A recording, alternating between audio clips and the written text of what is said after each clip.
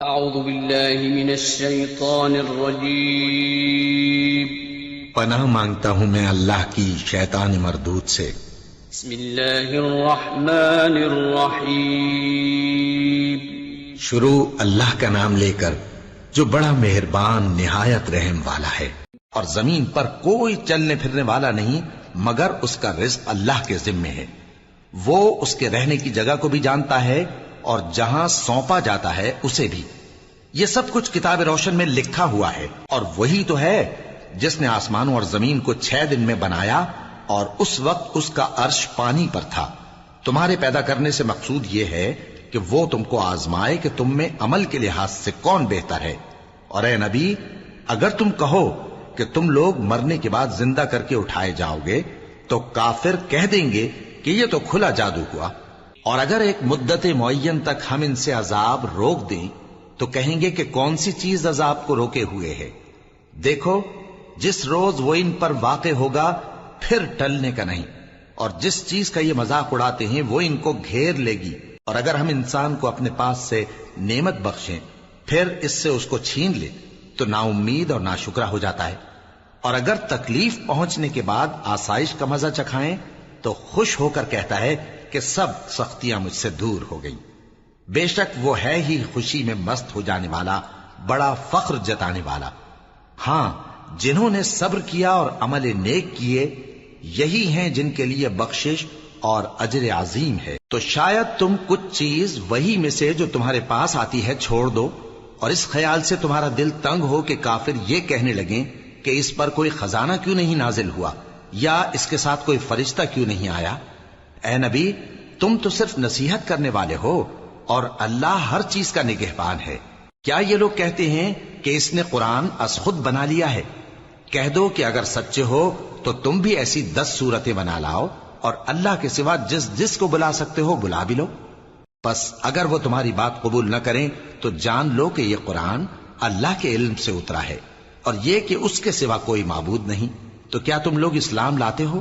جو لوگ دنیا کی زندگی اور اس کی زیب و زینت کے طالب ہوں ہم ان کے اعمال کا بدلہ انہیں دنیا ہی میں دے دیتے ہیں اور اس میں ان کی حق تلفی نہیں کی جاتی. یہ وہ لوگ ہیں جن کے لیے آخرت میں آتش جہنم کے سوا اور کچھ نہیں. اور جو عمل انہوں نے دنیا میں کیے سب برباد اور جو کچھ یہ کرتے رہے سب ضائع ہوا. بھلا جو لوگ اپنے پروردگار کی طرف سے دلیل روشن رکھتے ہوں اور ان کے ساتھ ایک آسمانی گواہ بھی اس کی جانب سے ہو اور اس سے پہلے موسیٰ کی کتاب ہو جو پیشوا اور رحمت ہے، تو کیا وہ قرآن پر ایمان نہیں لائیں گے؟ یہی لوگ تو اس پر ایمان لاتے ہیں. اور جو کوئی اور فرقوں میں سے اس سے منکر ہو تو اس کا ٹھکانہ آگ ہے.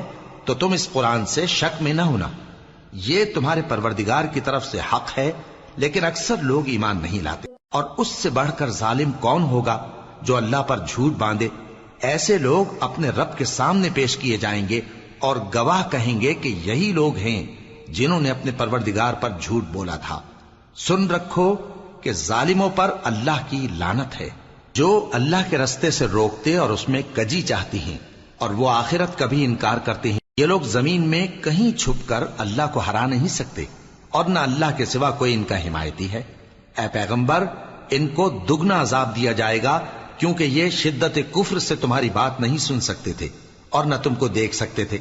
یہی ہیں جنہوں نے اپنے آپ کو خسارے میں ڈالا اور جو کچھ یہ افترا کیا کرتے تھے ان سے جاتا رہا. بلا شبہ یہ لوگ آخرت میں سب سے زیادہ نقصان پانے والے ہیں. جو لوگ ایمان لائے اور عمل نیک کیے اور اپنے پروردگار کے آگے عاجزی کی یہی صاحب جنت ہیں، ہمیشہ اس میں رہیں گے. دونوں فریقوں یعنی کافر و مومن کی مثال ایسی ہے جیسے ایک اندھا بہرا ہو اور ایک دیکھتا سنتا. بھلا دونوں کا حال یکساں ہو سکتا ہے؟ پھر تم سوچتے کیوں نہیں؟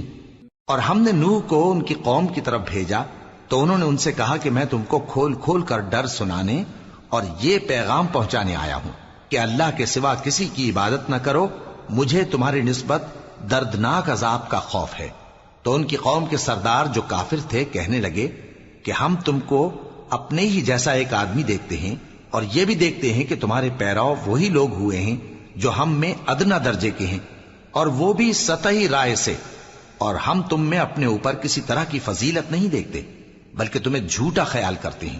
فرمایا کہ اے قوم دیکھو تو، اگر میں اپنے پروردگار کی طرف سے دلیل روشن رکھتا ہوں اور اس نے مجھے اپنے ہاں سے رحمت بخشی ہو جس کی حقیقت تم سے پوشیدہ ہو گئی ہے، تو کیا ہم اس کے لیے تمہیں مجبور کر سکتے ہیں جبکہ تم اس سے ناخوش ہو؟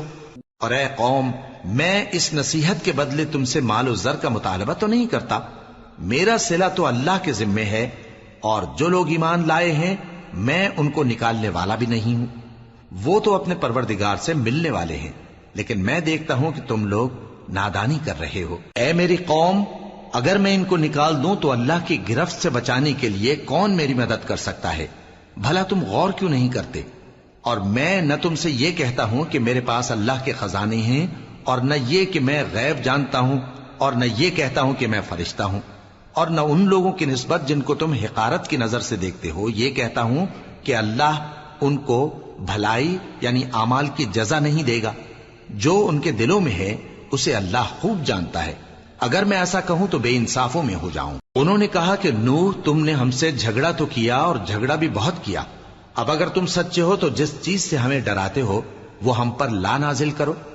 نوح نے کہا کہ اس عذاب کو تو اللہ ہی چاہے گا تو نازل کرے گا، اور تم اللہ کو کسی طرح ہرا نہیں سکتے، اور اگر میں یہ چاہوں کہ تمہاری خیر خواہی کروں اور اللہ یہ چاہے کہ تمہیں گمراہ رہنے دے تو میری خیر خواہی تم کو کچھ فائدہ نہیں دے سکتی، وہی تمہارا پروردگار ہے اور تمہیں اسی کی طرف لوٹ کر جانا ہے۔ کیا یہ لوگ کہتے ہیں کہ اس پیغمبر نے قرآن اپنے دل سے بنا لیا ہے؟ کہہ دو کہ اگر میں نے دل سے بنا لیا ہے تو میرے گناہ کا وبال مجھ پر، اور جو گناہ تم کرتے ہو اس سے میں بری الذمہ ہوں۔ اور نوح کی طرف وحی کی گئی کہ تمہاری قوم میں جو لوگ ایمان لا چکے ان کے سوا اور کوئی ایمان نہیں لائے گا، تو جو کام یہ کر رہے ہیں ان کی وجہ سے غم نہ کھاؤ، اور ایک کشتی ہمارے حکم سے ہمارے سامنے بناؤ، اور جو لوگ ظالم ہیں ان کے بارے میں مجھ سے کچھ نہ کہنا، کیونکہ وہ ضرور غرق کر دیے جائیں گے۔ اور نوح نے کشتی بنانا شروع کر دی، اور جب ان کی قوم کے سردار ان کے پاس سے گزرتے تو ان سے تمسخر کرتے۔ وہ کہتے کہ اگر تم ہم سے تمسخر کرتے ہو تو جس طرح تم ہم سے تمسخر کرتے ہو اسی طرح ایک وقت ہم بھی تم سے تمسخر کریں گے، اور تم کو جلد معلوم ہو جائے گا کہ کس پر عذاب آتا ہے جو اسے رسوا کرے گا، اور کس پر ہمیشہ کا عذاب نازل ہوتا ہے، یہاں تک کہ جب ہمارا حکم آ پہنچا اور تنور جوش مارنے لگا تو ہم نے نوح کو حکم دیا کہ ہر قسم کے پالتو جانوروں میں سے جوڑا جوڑا یعنی ایک ایک نر اور ایک ایک مادہ لے لو، اور جس شخص کی نسبت حکم ہو چکا ہے کہ ہلاک ہو جائے گا اس کو چھوڑ کر اپنے گھر والوں کو اور جو ایمان لایا ہو اس کو کشتی میں سوار کر لو، اور ان کے ساتھ ایمان بہت ہی کم لوگ لائے تھے۔ نوح نے کہا کہ اللہ کا نام لے کر کہ اسی کے کرم سے اس کا چلنا اور ٹھہرنا ہے، اس میں سوار ہو جاؤ، بے شک میرا پروردگار بخشنے والا ہے، مہربان ہے۔ اور وہ ان کو لے کر طوفان کی لہروں میں چلنے لگی۔ لہریں کیا تھیں؟ گویا پہاڑ تھے۔ اس وقت نوح نے اپنے بیٹے کو جو کشتی سے الگ تھا پکارا کہ بیٹا ہمارے ساتھ سوار ہو جا اور کافروں میں شامل نہ ہو۔ اس نے کہا کہ میں ابھی پہاڑ سے جا لگوں گا، وہ مجھے پانی سے بچا لے گا۔ فرمایا کہ آج اللہ کے عذاب سے کوئی بچانے والا نہیں اور نہ کوئی بچ سکتا ہے مگر وہی جس پر اللہ رحم کرے۔ اتنے میں دونوں کے درمیان لہر حائل ہو گئی اور وہ ڈوب کر رہ گیا، اور حکم دیا گیا کہ اے زمین اپنا پانی نگل جا، اور اے آسمان تھم جا، اور پانی خشک ہو گیا اور کام تمام کر دیا گیا، اور کشتی کوہ جودی پر جا ٹھہری، اور کہہ دیا گیا کہ بے انصاف لوگوں پر لعنت۔ اور نوح نے اپنے پروردگار کو پکارا اور کہا کہ پروردگار، میرا بیٹا بھی میرے گھر والوں میں ہے، تو اس کو بھی نجات دے، تیرا وعدہ سچا ہے اور تو بہترین حاکم ہے۔ اللہ نے فرمایا کہ اے نوح، وہ تیرے گھر والوں میں نہیں ہے، وہ تو سراسر بد عمل ہے، تو جس چیز کی تم کو حقیقت معلوم نہیں اس کے بارے میں مجھ سے درخواست ہی نہ کرو، اور میں تم کو نصیحت کرتا ہوں کہ نادان نہ بنو۔ نوح نے کہا پروردگار، میں تجھ سے پناہ مانگتا ہوں کہ ایسی چیز کی تجھ سے درخواست کروں جس کی حقیقت مجھے معلوم نہیں، اور اگر تو مجھے نہیں بخشے گا اور مجھ پر رحم نہیں فرمائے گا تو میں تباہ ہو جاؤں گا۔ حکم ہوا کہ نوح ہماری طرف سے سلامتی اور برکتوں کے ساتھ جو تم پر اور تمہارے ساتھ کی جماعتوں پر نازل کی گئی ہیں اتر آؤ، اور کچھ اور جماعتیں ہوں گی جن کو ہم دنیا کے فوائد سے بہرہ مند کریں گے، پھر ان کو ہماری طرف سے عذاب علیم پہنچے گا۔ یہ حالات غیب کی خبروں میں سے ہیں جو ہم تمہاری طرف بھیجتے ہیں، اور اس سے پہلے نہ تم ہی ان کو جانتے تھے اور نہ تمہاری قوم ہی ان سے واقف تھی۔ تو صبر کرو کہ انجام پرہیزگاروں ہی کا بھلا ہے۔ اور ہم نے قوم عاد کی طرف ان کے بھائی ہود کو بھیجا۔ انہوں نے کہا، اے میری قوم، اللہ ہی کی عبادت کرو، اس کے سوا تمہارا کوئی معبود نہیں۔ تم شرک کر کے اللہ پر محض بہتان باندھتے ہو۔ میری قوم، میں اس واعظ و نصیحت کا تم سے کچھ صلہ نہیں مانگتا، میرا صلہ تو اس کے ذمے ہے جس نے مجھے پیدا کیا، بھلا تم سمجھتے کیوں نہیں؟ اور اے قوم، اپنے پروردگار سے بخشش مانگو، پھر اس کے آگے توبہ کرو، وہ تم پر آسمان سے موسلا دھار بارش برسائے گا اور تمہاری طاقت پر طاقت بڑھائے گا، اور دیکھو گناہگار بن کر روگردانی نہ کرو۔ وہ بولے، ہود، تم ہمارے پاس کوئی دلیل ظاہر نہیں لائے، اور ہم صرف تمہارے کہنے سے نہ اپنے معبودوں کو چھوڑنے والے ہیں اور نہ تم پر ایمان لانے والے ہیں۔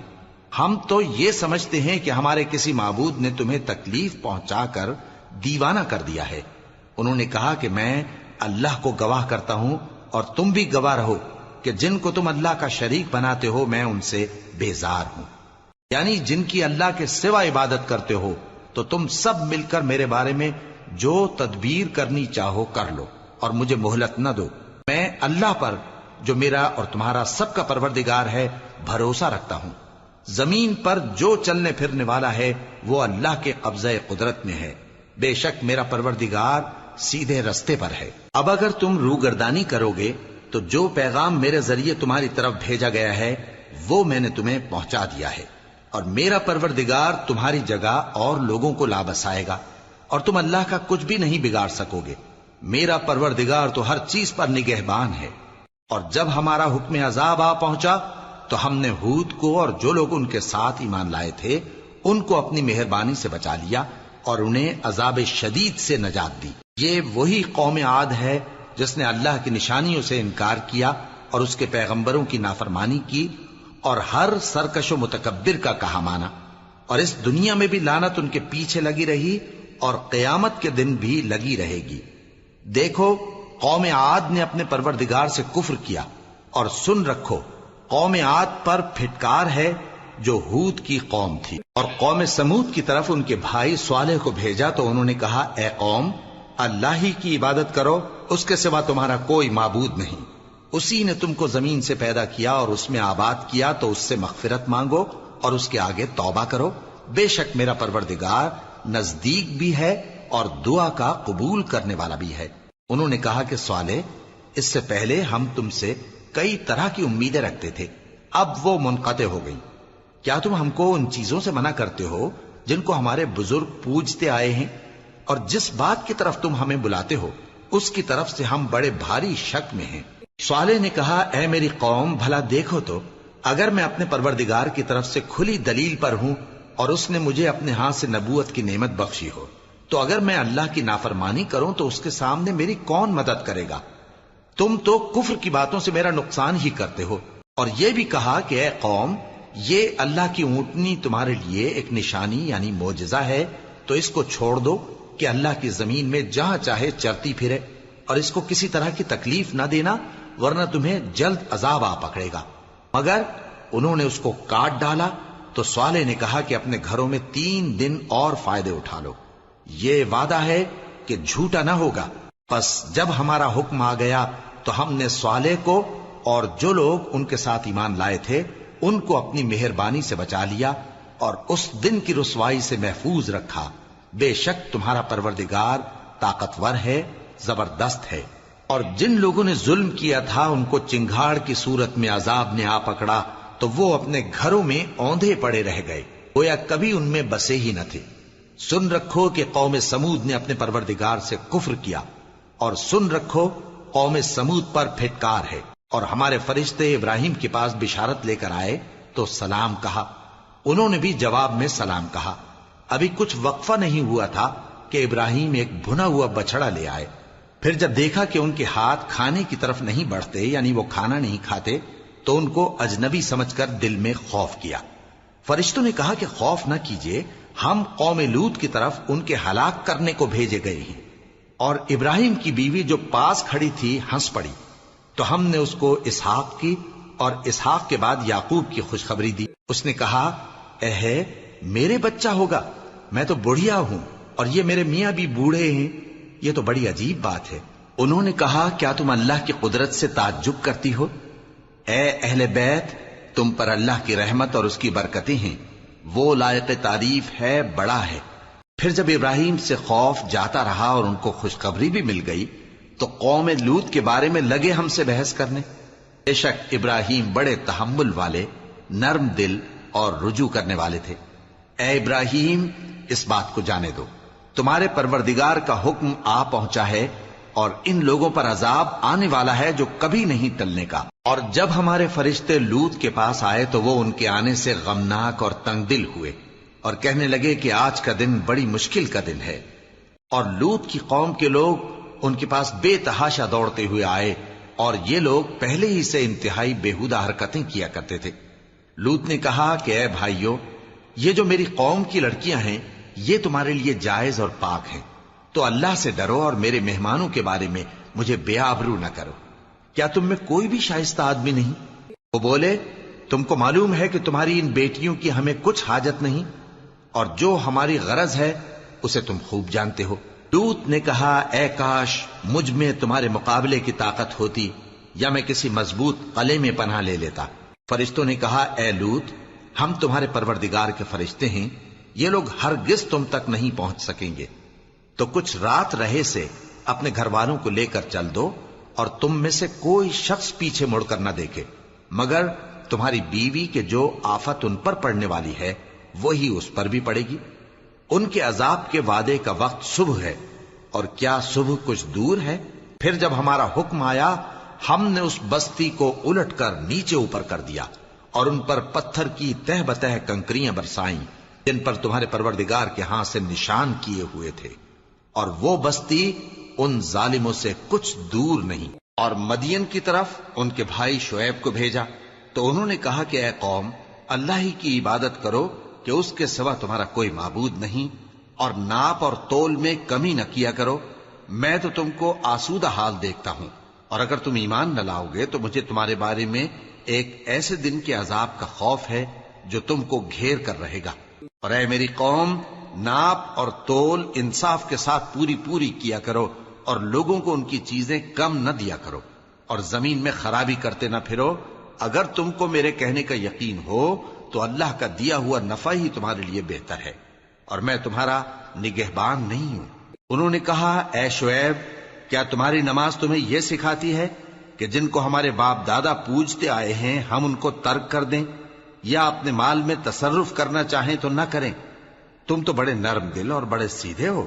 انہوں نے کہا کہ اے قوم، دیکھو تو اگر میں اپنے پروردگار کی طرف سے دلیل روشن پر ہوں اور اس نے اپنے ہاں سے مجھے نیک روزی دی ہو تو کیا میں اپنا فرض ادا نہ کروں؟ اور میں نہیں چاہتا کہ جس بات سے میں تمہیں منع کروں خود اس کو کرنے لگوں۔ میں تو جہاں تک مجھ سے ہو سکے تمہارے معاملات کی اصلاح چاہتا ہوں، اور اس بارے میں مجھے توفیق کا ملنا اللہ ہی کے فضل سے ہے۔ میں اسی پر بھروسہ رکھتا ہوں اور اسی کی طرف رجوع کرتا ہوں۔ اور اے قوم، میری مخالفت تم سے کوئی ایسا کام نہ کرا دے کہ جیسی مصیبت نوح کی قوم یا ہود کی قوم یا صالح کی قوم پر واقع ہوئی تھی ویسی ہی مصیبت تم پر واقع ہو۔ اور لوط کی قوم کا زمانہ تو تم سے کچھ دور نہیں، اور اپنے پروردگار سے بخشش مانگو اور اس کے آگے توبہ کرو، بے شک میرا پروردگار بڑا مہربان ہے، بہت محبت کرنے والا ہے۔ انہوں نے کہا کہ شعیب، تمہاری بہت سی باتیں ہماری سمجھ میں نہیں آتی، اور ہم دیکھتے ہیں کہ تم ہم میں کمزور بھی ہو، اور اگر تمہارے بھائی بند نہ ہوتے تو ہم تم کو سنسار کر دیتے، اور تم ہم پر کسی طرح بھی غالب نہیں ہو۔ انہوں نے کہا کہ اے قوم، کیا میرے بھائی بندوں کا دباؤ تم پر اللہ سے زیادہ ہے، اور اس کو تم نے پیٹھ پیچھے ڈال رکھا ہے؟ میرا پروردگار تو تمہارے سب اعمال کا احاطہ کیے ہوئے ہے۔ اور اے قوم، تم اپنی جگہ کام کیے جاؤ، میں اپنی جگہ کام کیے جاتا ہوں۔ تم کو ان قریب معلوم ہو جائے گا کہ رسوا کرنے والا عذاب کس پر آتا ہے اور جھوٹا کون ہے، اور تم بھی انتظار کرو، میں بھی تمہارے ساتھ انتظار کرتا ہوں۔ اور جب ہمارا حکم آ پہنچا تو ہم نے شعیب کو اور جو لوگ ان کے ساتھ ایمان لائے تھے ان کو تو اپنی رحمت سے بچا لیا، اور جو ظالم تھے ان کو چنگھاڑ نے آ دبوچا، تو وہ اپنے گھروں میں اوندھے پڑے رہ گئے، گویا ان میں کبھی بسے ہی نہ تھے۔ سن رکھو کہ مدین پر ویسی ہی پھٹکار ہے جیسی سمود پر پھٹکار تھی، اور ہم نے موسیٰ کو اپنی نشانیاں اور دلیل روشن دے کر بھیجا فرعون اور اس کے سرداروں کی طرف، تو وہ فرعون ہی کے حکم پر چلتے رہے، حالانکہ فرعون کا حکم درست نہیں تھا۔ وہ قیامت کے دن اپنی قوم کے آگے آگے چلے گا، پھر ان کو دوزخ میں جا اتارے گا، اور جس مقام پر وہ اتارے جائیں گے وہ برا ہے۔ اور اس جہان میں بھی لعنت ان کے پیچھے لگا دی گئی، اور قیامت کے دن بھی پیچھے لگی رہے گی۔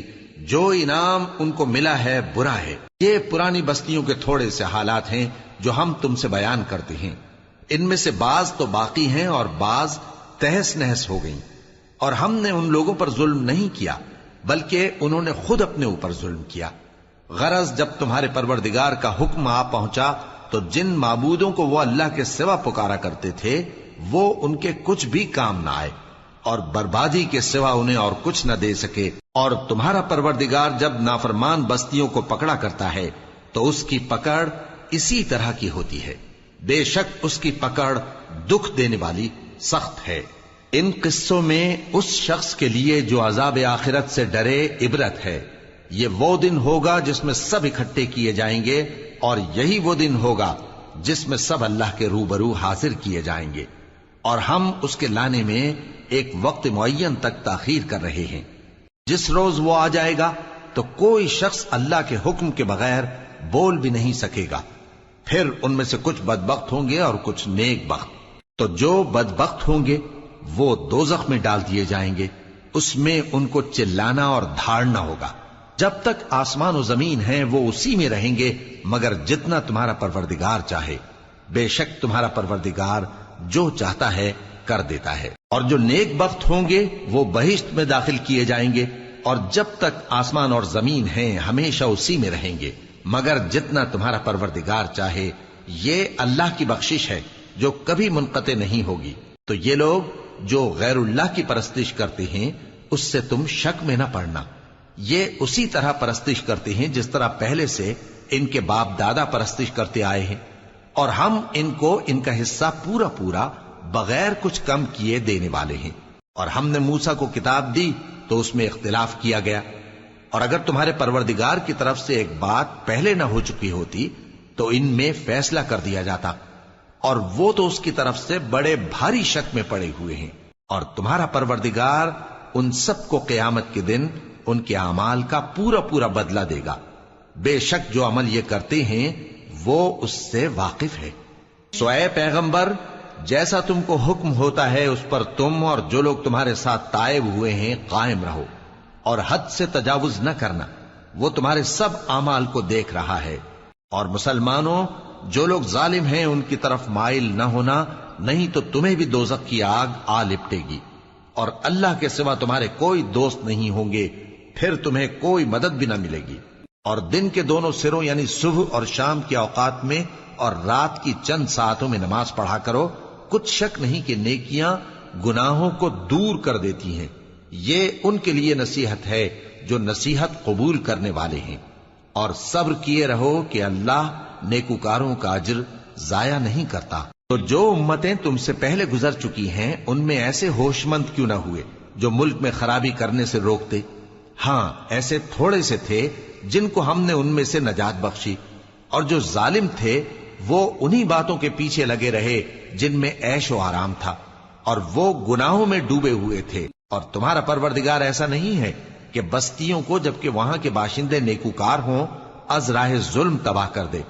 اور اگر تمہارا پروردگار چاہتا تو تمام لوگوں کو ایک ہی جماعت کر دیتا، اور وہ برابر اختلاف کرتے رہیں گے، مگر جن پر تمہارا پروردگار رحم فرمائے، اور اسی لیے اس نے ان کو پیدا کیا ہے۔ اور تمہارے پروردگار کا قول پورا ہو گیا کہ میں دوزخ کو جنوں اور انسانوں سب سے بھر دوں گا۔ اور اے نبی اور پیغمبروں کے وہ سب حالات جو ہم تم سے بیان کرتے ہیں ان سے ہم تمہارے دل کو جمائے رکھتے ہیں، اور ان حالات میں تمہارے پاس حق پہنچ گیا، اور یہ مومنوں کے لیے نصیحت اور عبرت ہے۔ اور جو لوگ ایمان نہیں لائے ان سے کہہ دو کہ تم اپنی جگہ عمل کیے جاؤ، ہم اپنی جگہ عمل کیے جاتے ہیں، اور نتیجہ اعمال کا تم بھی انتظار کرو، ہم بھی انتظار کرتے ہیں، اور آسمانوں اور زمین کی چھپی چیزوں کا علم اللہ ہی کو ہے، اور تمام معاملات اسی کی طرف رجوع کیے جائیں گے، تو اسی کی عبادت کرو اور اسی پر بھروسہ رکھو، اور جو کچھ تم لوگ کر رہے ہو تمہارا پروردگار اس سے بے خبر نہیں۔ شروع اللہ کا نام لے کر جو بڑا مہربان نہایت رحم والا ہے۔ الف لام را، یہ کتاب روشن کی آیتیں ہیں، ہم نے اس قرآن کو عربی میں نازل کیا ہے تاکہ تم لوگ سمجھ سکو۔ اے پیغمبر، ہم اس قرآن کے ذریعے سے جو ہم نے تمہاری طرف بھیجا ہے تمہیں ایک نہایت اچھا قصہ سناتے ہیں، اور تم اس سے پہلے بے خبر تھے۔ جب یوسف نے اپنے والد سے کہا کہ ابا، میں نے خواب میں 11 ستاروں اور سورج اور چاند کو دیکھا ہے، دیکھتا کیا ہوں کہ وہ مجھے سجدہ کر رہی ہیں۔ انہوں نے کہا کہ بیٹا، اپنے خواب کا ذکر اپنے بھائیوں سے نہ کرنا، نہیں تو وہ تمہارے حق میں کوئی چال چلیں گے۔ کچھ شک نہیں کہ شیطان انسان کا کھلا دشمن ہے، اور اسی طرح اللہ تمہیں برگزیدہ و ممتاز کرے گا اور خواب کی باتوں کی تعبیر کا علم سکھائے گا، اور جس طرح اس نے اپنی نعمت پہلے تمہارے دادا پر دادا ابراہیم اور اسحاق پر پوری کی تھی، اسی طرح تم پر اور اولاد یعقوب پر پوری کرے گا۔ بے شک تمہارا پروردگار سب کچھ جاننے والا ہے، حکمت والا ہے۔ ہاں، یوسف اور ان کے بھائیوں کے قصے میں پوچھنے والوں کے لیے بہت سی نشانیاں ہیں۔ جب انہوں نے آپس میں تذکرہ کیا کہ یوسف اور اس کا بھائی ابا کو ہم سے زیادہ پیارے ہیں، حالانکہ ہم جماعت کی جماعت ہیں، کچھ شک نہیں کہ ابا کھلی غلطی پر ہیں۔ یوسف کو یا تو جان سے مار ڈالو یا کسی ملک میں پھینک آؤ، پھر ابا کی توجہ صرف تمہاری طرف ہو جائے گی، اور اس کے بعد تم نیک لوگوں میں ہو جاؤ گے۔ ان میں سے ایک کہنے والے نے کہا کہ یوسف کو جان سے نہ مارو، کسی اندھے کنویں میں ڈال دو کہ کوئی راہگیر اسے نکال کر کسی دوسرے ملک میں لے جائے گا۔ اگر تم کو کرنا ہی ہے تو یوں کرو۔ یہ مشورہ کر کے وہ اپنے والد سے کہنے لگے کہ ابا جان، کیا سبب ہے کہ آپ یوسف کے بارے میں ہمارا اعتبار نہیں کرتے؟ حالانکہ ہم اس کے خیر خواہ ہیں، کل اسے ہمارے ساتھ بھیج دیجئے کہ خوب میوے کھائے اور کھیلے کودے، ہم اس کے نگہبان ہیں۔ انہوں نے کہا کہ یہ امر مجھے غمناک کیے دیتا ہے کہ تم اسے لے جاؤ، یعنی وہ مجھ سے جدا ہو جائے، اور مجھے یہ بھی خوف ہے کہ تم کھیل میں اس سے غافل ہو جاؤ اور اسے بھیڑیا کھا جائے۔ وہ کہنے لگے کہ اگر ہماری موجودگی میں کہ ہم ایک طاقتور جماعت ہیں اسے بھیڑیا کھا گیا تو ہم بڑے نقصان میں پڑ گئے۔ غرض جب وہ اس کو لے گئے اور اس بات پر اتفاق کر لیا کہ اس کو اندھے کنویں میں ڈال دیں، اور ہم نے یوسف کی طرف وحی بھیجی کہ ایک وقت ایسا آئے گا کہ تم انہیں ان کے اس سلوک سے آگاہ کرو گے، اور ان کو اس وحی کی کچھ خبر نہ ہوگی۔ اور یہ حرکت کر کے وہ رات کے وقت باپ کے پاس روتے ہوئے آئے، کہنے لگے کہ ابا جان، ہم تو دوڑنے اور ایک دوسرے سے آگے نکلنے میں مصروف ہو گئے اور یوسف کو اپنے اسباب کے پاس چھوڑ گئے تو اسے بھیڑیا کھا گیا، اور آپ ہماری بات کو گو ہم سچ ہی کہتے ہیں باور نہیں کریں گے۔ اور ان کے کرتے پر جھوٹ موٹ کا لہو بھی لگا لائے۔ یعقوب نے کہا کہ یوں نہیں ہے، بلکہ تم اپنے دل سے یہ بات بنا لائے ہو۔ اچھا، صبر کہ وہی خوب ہے، اور جو تم بیان کرتے ہو اس کے بارے میں اللہ ہی سے مدد چاہیے۔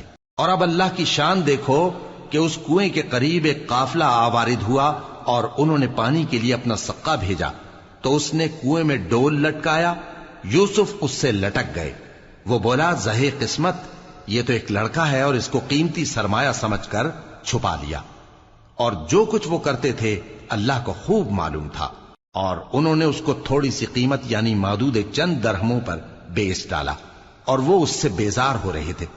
اور مصر میں جس شخص نے اس کو خریدا اس نے اپنی بیوی سے جس کا نام زلیخا تھا کہا کہ اس کو عزت و اکرام سے رکھو، عجب نہیں کہ یہ ہمیں فائدہ دے یا ہم اسے بیٹا بنا لیں۔ اس طرح ہم نے یوسف کو سرزمین مصر میں جگہ دی، اور غرض یہ تھی کہ ہم ان کو خواب کی باتوں کی تعبیر سکھائیں، اور اللہ اپنے کام پر غالب ہے لیکن اکثر لوگ نہیں جانتے۔ اور جب وہ اپنی جوانی کو پہنچے تو ہم نے ان کو دانائی اور علم عطا کیا، اور نیکوکاروں کو ہم اسی طرح بدلہ دیا کرتے ہیں۔ اور جس عورت کے گھر میں وہ رہتے تھے اس نے ان کو اپنی طرف مائل کرنا چاہا، اور دروازے بند کر کے کہنے لگی، یوسف جلدی آؤ۔ انہوں نے کہا کہ اللہ پناہ میں رکھے، وہ یعنی تمہارے میاں تو میرے آقا ہیں، انہوں نے مجھے اچھی طرح سے رکھا ہے، میں ایسا ظلم نہیں کر سکتا، بے شک ظالم لوگ فلاح نہیں پائیں گے۔ اور اس عورت نے ان کا قصد کیا اور انہوں نے اس کا قصد کیا۔ اگر وہ اپنے پروردگار کی نشانی نہ دیکھتے تو جو ہوتا سو ہوتا۔ یوں اس لیے کیا گیا کہ ہم ان سے برائی اور بے حیائی کو روک دیں، بے شک وہ ہمارے چنے ہوئے بندوں میں سے تھے۔ اور دونوں دروازے کی طرف بھاگے، آگے یوسف پیچھے زلیخا، اور عورت نے ان کا کرتا پیچھے سے پکڑ کر جو کھینچا تو پھاڑ ڈالا، اور دونوں کو دروازے کے پاس عورت کا خاوند مل گیا۔ تو عورت بولی کہ جو شخص تمہاری بیوی کے ساتھ برا ارادہ کرے اس کی اس کے سوا کیا سزا ہے کہ یا تو قید کیا جائے یا اسے دکھ کا عذاب دیا جائے۔ یوسف نے کہا اسی نے مجھ کو اپنی طرف مائل کرنا چاہا تھا، اور اس کے خاندان میں سے ایک گواہ نے گواہی دی کہ اگر اس کا کرتا آگے سے پھٹا ہو تو یہ سچی اور یوسف جھوٹا ہے، اور اگر کرتا پیچھے سے پھٹا ہو تو یہ جھوٹی اور وہ سچا ہے۔ سو جب اس کا کرتا دیکھا تو پیچھے سے پھٹا تھا، تب اس نے زلیخا سے کہا کہ یہ تمہارا ہی فریب ہے، اور کچھ شک نہیں کہ تم عورتوں کے فریب بڑے بھاری ہوتے ہیں۔ یوسف اس بات کا خیال نہ کر، اور زلیخا تو اپنے گناہ کی بخشش مانگ، بے شک خطا تیری ہی ہے۔ اور شہر میں عورتیں گفتگویں کرنے لگیں کہ عزیز کی بیوی اپنے غلام کو اپنی طرف مائل کرنا چاہتی ہے اور اس کی محبت اس کے دل میں گھر کر گئی ہے، ہم دیکھتی ہیں کہ وہ کھلی گمراہی میں ہے۔ پھر جب زلیخا نے ان عورتوں کی گفتگو جو حقیقت میں دیدار یوسف کے لیے ایک چال تھی سنی، تو ان کے پاس دعوت کا پیغام بھیجا اور ان کے لیے ایک محفل مرتب کی، اور پھل تراشنے کے لیے ہر ایک کو ایک ایک چھری دی، اور یوسف سے کہا کہ ان کے سامنے آؤ۔ جب عورتوں نے ان کو دیکھا تو ان کا روب حسن ان پر ایسا چھا گیا کہ پھل تراشتے تراشتے اپنے ہاتھ کاٹ لیے، اور بے ساختہ بول اٹھیں کہ اللہ پاک ہے، یہ آدمی نہیں، یہ تو کوئی بزرگ فرشتہ ہے۔ زلیخا نے کہا تو یہ وہی ہے جس کے بارے میں تم مجھے تانے دیتی تھیں، اور بے شک میں نے اس کو اپنی طرف مائل کرنا چاہا مگر یہ بچا رہا، اور اگر یہ وہ کام نہ کرے گا جو میں اسے کہتی ہوں تو قید کر دیا جائے گا اور ذلیل ہوگا۔ یوسف نے دعا کی کہ پروردگار جس کام کی طرف یہ مجھے بلاتی ہیں اس کی نسبت مجھے قید پسند ہے، اور اگر تو مجھ سے ان کے فریب کو نہ ہٹائے گا تو میں ان کی طرف مائل ہو جاؤں گا اور نادانوں میں سے ہو جاؤں گا۔ پس ان کے رب نے ان کی دعا قبول کر لی اور ان سے عورتوں کا داؤں ٹال دیا، بے شک وہی تو سننے والا ہے، جاننے والا ہے۔ پھر باوجود اس کے کہ وہ لوگ ان کی بے گناہی کے نشان دیکھ چکے تھے، ان کی رائے یہی ٹھہری کہ کچھ عرصے کے لیے ان کو قید ہی کر دیں، اور ان کے ساتھ دو اور جوان بھی داخل زندہ ہوئے۔ ایک نے ان میں سے کہا کہ میں نے خواب دیکھا ہے، دیکھتا کیا ہوں کہ شراب کے لیے انگور نچوڑ رہا ہوں۔ دوسرے نے کہا کہ میں نے بھی خواب دیکھا ہے، میں یہ دیکھتا ہوں کہ اپنے سر پر روٹیاں اٹھائے ہوئے ہوں اور پرندے ان میں سے کھا رہے ہیں، تو ہمیں ان کی تعبیر بتا دیجئے کہ ہم تمہیں نیکوکار دیکھتے ہیں۔ یوسف نے کہا کہ جو کھانا تم کو ملنے والا ہے وہ آنے نہیں پائے گا کہ میں اس سے پہلے تم کو اس کی تعبیر بتا دوں گا۔ یہ ان باتوں میں سے ہے جو میرے پروردگار نے مجھے سکھائی ہیں۔ جو لوگ اللہ پر ایمان نہیں لاتے اور آخرت کا انکار کرتے ہیں، میں نے ان کا مذہب چھوڑ دیا ہے، اور میں اپنے باپ دادا ابراہیم اور اسحاق اور یعقوب کے مذہب پر چلتا ہوں۔ ہمیں شایع نہیں ہے کہ کسی چیز کو اللہ کے ساتھ شریک بنائیں، یہ اللہ کا فضل ہے ہم پر بھی اور لوگوں پر بھی، لیکن اکثر لوگ شکر نہیں کرتے۔ اے میرے قید خانے کے رفیقو، بھلا کئی جدا جدا آقا اچھے یا اللہ جو اکیلا ہے سب پر غالب ہے؟ جن چیزوں کی تم اللہ کے سوا پرستش کرتے ہو وہ صرف نام ہی نام ہیں جو تم نے اور تمہارے باپ دادا نے رکھ لیے ہیں، اللہ نے ان کی کوئی سند نازل نہیں کی۔ سن رکھو کہ اللہ کے سوا کسی کی حکومت نہیں ہے، اس نے ارشاد فرمایا ہے کہ اس کے سوا کسی کی عبادت نہ کرو، یہی سیدھا دین ہے، لیکن اکثر لوگ نہیں جانتے۔ اے میرے قید خانے کے رفیقو، تم میں سے ایک جو پہلا خواب بیان کرنے والا ہے وہ تو اپنے آقا کو شراب پلایا کرے گا، اور جو دوسرا ہے وہ سولی دیا جائے گا، اور پرندے اس کا سر نوچ کھائیں گے۔ جو بات تم مجھ سے پوچھتے تھے وہ فیصل ہو چکی ہے، اور ان دونوں میں سے جس کی نسبت یوسف نے خیال کیا کہ وہ رہائی پا جائے گا، اس سے کہا کہ اپنے آقا سے میرا ذکر بھی کر دینا۔ پھر شیطان نے اسے ان کا اپنے آقا سے ذکر کرنا بھلا دیا اور یوسف کئی برس قید خانے ہی میں رہے۔ اور بادشاہ نے کہا کہ میں نے خواب دیکھا ہے، دیکھتا کیا ہوں کہ 7 موٹی گائیں ہیں جن کو 7 دبلی گائیں کھا رہی ہیں، اور 7 خوشے سبز ہیں اور 7 خشک۔ اے درباریو، اگر تم خوابوں کی تعبیر دے سکتے ہو تو مجھے میرے خواب کی تعبیر بتاؤ۔ انہوں نے کہا یہ خواب تو پریشان خیالی سے ہیں اور ہمیں ایسے خوابوں کی تعبیر نہیں آتی۔ اور وہ شخص جو دونوں قیدیوں میں سے رہائی پا گیا تھا اور جسے مدت کے بعد وہ بات یاد آ گئی، بول اٹھا کہ میں آپ کو اس کی تعبیر لا بتاتا ہوں، مجھے قید خانے جانے کی اجازت دیجیے۔ غرض وہ یوسف کے پاس آیا اور کہنے لگا، یوسف، اے بڑے سچے یوسف، ہمیں اس خواب کی تعبیر بتائیے کہ 7 موٹی گایوں کو 7 دبلی گائیں کھا رہی ہیں، اور 7 خوشے سبز ہیں اور 7 سوکھے، تاکہ میں لوگوں کے پاس واپس جا کر تعبیر بتاؤں۔ عجب نہیں کہ وہ تمہاری قدر جانے۔ انہوں نے کہا کہ تم لوگ 7 سال متواتر کھیتی کرتے رہو گے، تو جو غلہ کاٹو تو تھوڑے سے غلے کے سوا جو کھانے میں آئے باقی کو خوشوں میں ہی رہنے دینا۔ پھر اس کے بعد خشک سالی کے 7 سخت سال آئیں گے کہ جو غلہ تم نے جمع کر رکھا ہوگا وہ سب کو کھا جائیں گے، صرف وہی تھوڑا سا رہ جائے گا جو تم احتیاط سے رکھ چھوڑو گے۔ پھر اس کے بعد ایک ایسا سال آئے گا کہ خوب مے برسے گا اور لوگ اس میں رس نچوڑیں گے۔ اور یہ تعبیر سن کر بادشاہ نے حکم دیا کہ یوسف کو میرے پاس لے آؤ۔ سو جب قاصد ان کے پاس گیا تو انہوں نے کہا کہ اپنے آقا کے پاس واپس جاؤ اور اس سے پوچھو کہ ان عورتوں کا کیا حال ہے جنہوں نے اپنے ہاتھ کاٹ لیے تھے، بے شک میرا پروردگار ان کے فریب سے خوب واقف ہے۔ بادشاہ نے عورتوں سے پوچھا کہ تمہارا کیا قصہ تھا جب تم نے یوسف کو اپنی طرف مائل کرنا چاہا؟ سب بول اٹھیں کہ اللہ پاک ہے، ہم نے اس میں کوئی برائی معلوم نہیں کی۔ عزیز کی بیوی نے کہا، اب سچی بات تو ظاہر ہو ہی گئی ہے، اصل یہ ہے کہ میں نے اس کو اپنی طرف مائل کرنا چاہا تھا اور وہ بے شک سچا ہے۔ یوسف نے کہا کہ میں نے یہ بات اس لیے پوچھی ہے کہ عزیز کو یقین ہو جائے کہ میں نے اس کی پیٹھ پیچھے اس کی امانت میں خیانت نہیں کی، اور اللہ خیانت کرنے والوں کی چال کو چلنے نہیں دے۔